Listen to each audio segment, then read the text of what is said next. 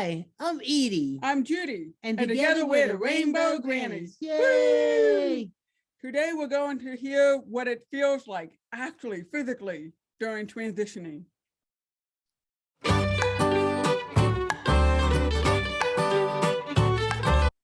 We're welcoming Aron. Wave so they know who you are.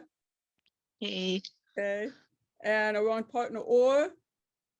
Hey. Hey. And you're in Israel. What part of Israel are you in? It's a small area called Modi'in.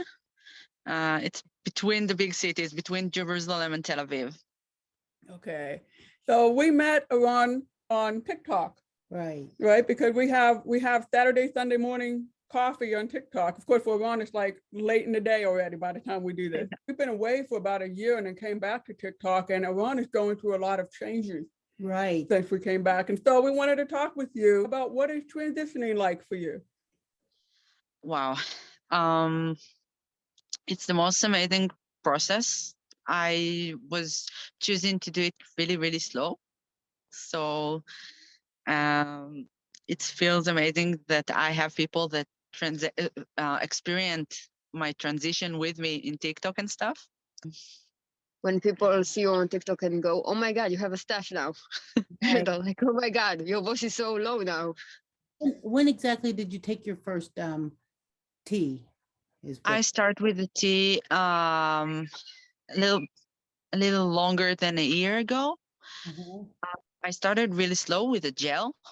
It's like a minor dosing that I was rubbing all over my body. Yes, yeah, we're not familiar, and maybe a lot of the people that view aren't familiar either. When you say the gel, so you rub it all over your body to do what? It's like it absorbs in your blood. Yeah. And then the testo just goes in your body in a small dosage. So the change is really slow. So when you started, the changes real slow, what were you feeling? Like, what were you aware of as the changes started happening? The first thing I was experiencing is in the mind. Yeah. This is the weirdest thing ever. I started to think more like a man, and there's something in the hormones that actually doing that, like having, I couldn't cry for the first half year. Oh, wow. It was like stuck in here, and that's all. How did that feel? Like, was it frustrating, or was it interesting, or did it feel more natural? I was a big crybaby before. I was crying all the time, so it was very weird. It was something that I wasn't familiar with. And then I was started to feel more mad. I started to feel more frustrated about stuff. But then I was coming to a sense that, okay, it's something that it's more physical. I can handle it. I just need to understand how. So it took some while to understand. I had some bad rage for a while. So with taking your medications and stuff like that, have you noticed the difference with like your strength and yeah, that kind of for stuff? sure. It's first time I have like something in here. I Yeah. wasn't like, and I don't do nothing. Show them babies off. It's like, I don't do sport. I don't do nothing. This is just tea, pure tea. And the change in the body was a lot of the fat was changing, like going from the sides and the ass to the stomach. There's areas of female fat and male fat. It's something so weird for me. And my face changed a lot, like my jawline.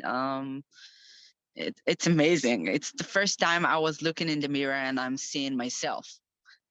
That's great. Wow. So do you feel that you're more attracted to people that are more feminine, more masculine, or it doesn't matter to you? It doesn't matter to me. I don't think gender at all is connected to who I attracted to. But I see a pattern that any partner that I had in the last few years, like coming out as something in a trans way. um, but after we get it together, so it's like, I don't know if it's me or it's something that It's not you. You just, when the environment and your partner lets you have the space to explore yourself, it's different. Not everybody, I can be with a lot of partners that I've been with. I couldn't explore that part. I had no way to do it. With you, I could, and I could ask and share. So I had a process with you. and I think I am attracted to people that have issues with gender. Well, then that helps with understanding each other. Yeah, for sure. Yeah.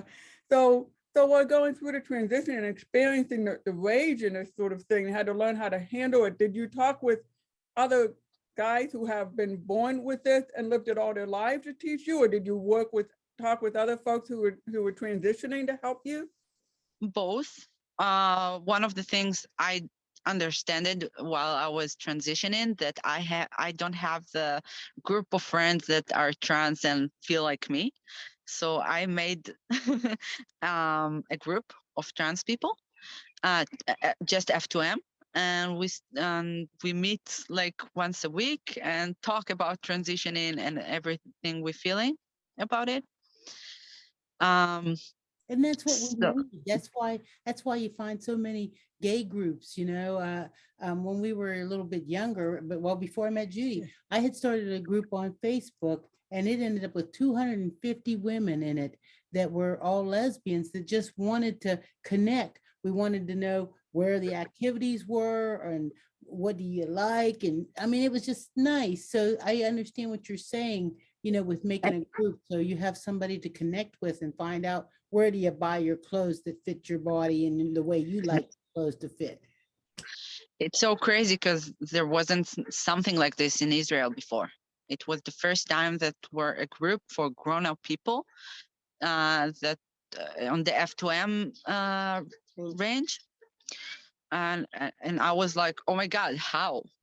And I haven't understand that many trans F2M people after the transition, they were like, I don't want to be acknowledged as a trans man. I want to just seen as a man.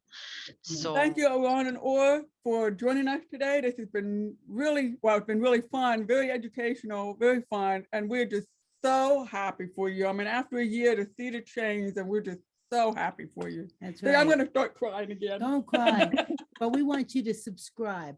So hit the red subscribe button, hit the bell so that you can be notified Each and every time we put up a new video. Thank you so much Thank for coming you. on. Bye. bye.